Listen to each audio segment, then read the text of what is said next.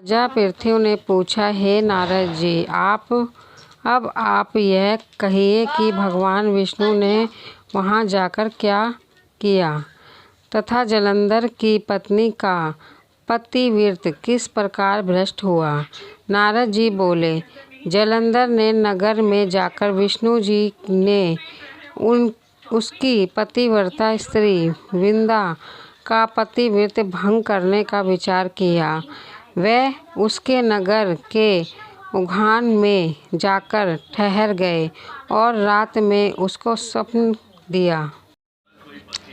वह भगवान विष्णु की माया और विचित्र काया प्रस्तुत थी और उसकी माया द्वारा जब वृंदा ने रात में वह स्वप्न देखा कि उसका पति नग्न होकर सिर पर तेल लगाए महिष पर चढ़ा है, वह काले रंग के फूलों की माला पहने हुए है तथा उसके चारों हिंसक जीव हैं, वह सिर मुंडाए हुए अंधकार में दक्षिण दिशा की ओर जा रहा है।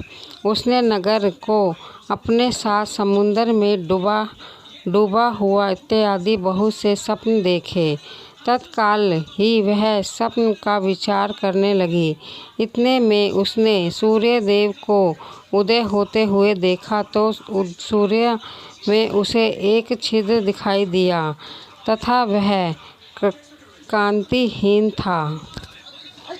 इससे उसने अनिष्ट जाना और वह भयभीत हो रोती हुई छज्जे अटारी तथा भूमि कहीं भी शांति को प्राप्त न हुई। फिर अपनी दो सखियों के साथ उपवन में गई, वहाँ भी उसे शांति न मिली। फिर वह जंगल में निकल गई। वहाँ उसने सिंह के समान दो भयंकर राक्षसों को देखा, जिससे वह भयभीत हो भागने लगी।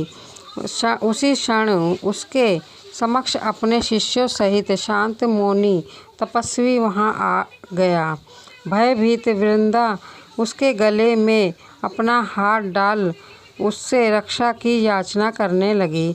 मुनि ने अपनी एक ही हुंकार से उन राक्षसों को भगा दिया।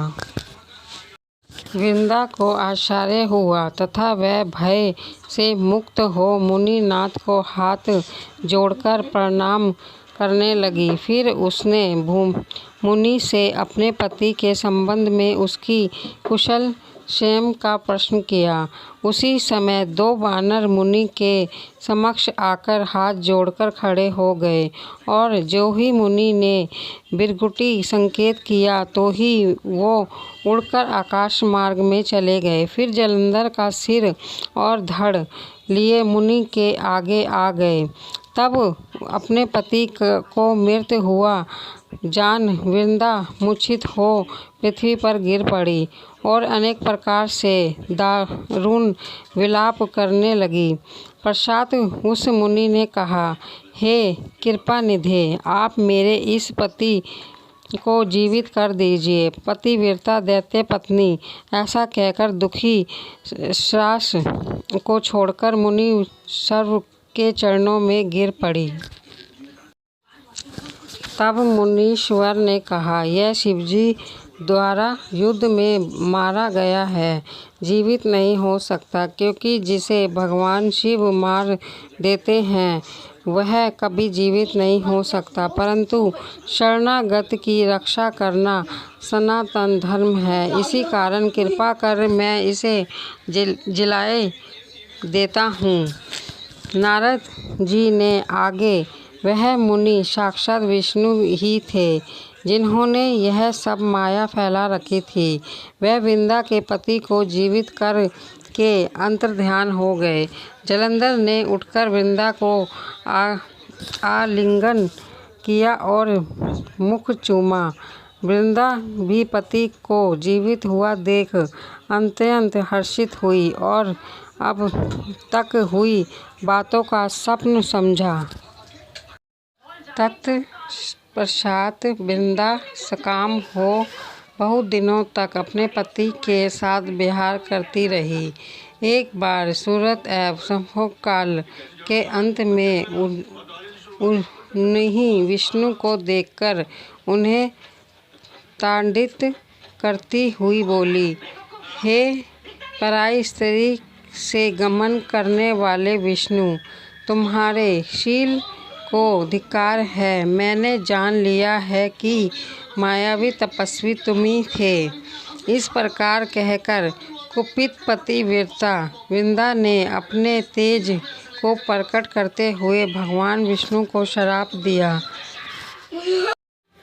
तुमने माया से 2 राक्षस मुझे दिखाए थे, वही दोनों राक्षस किसी समय तुम्हारी स्त्री का हरण करेंगे। सपेश्वर जो तुम्हारा शिष्य बना है, यह भी तुम्हारा साथी रहेगा। जब तुम अपनी स्त्री के विवाह में दुखी होकर विचरोगे, उस समय वानर ही तुम्हारी सहायता करेंगे। ऐसा कहती हुई पतिव्रता वृंदा अग्नि में प्रवेश कर गई। ब्रह्मा आदि देवता आकाश से उसका प्रवेश देखते रहे। वृंदा के शरीर का तेज पार्वती जी के शरीर में चला गया। पतिव्रत के प्रभाव से वृंदा ने मुक्ति प्राप्त की।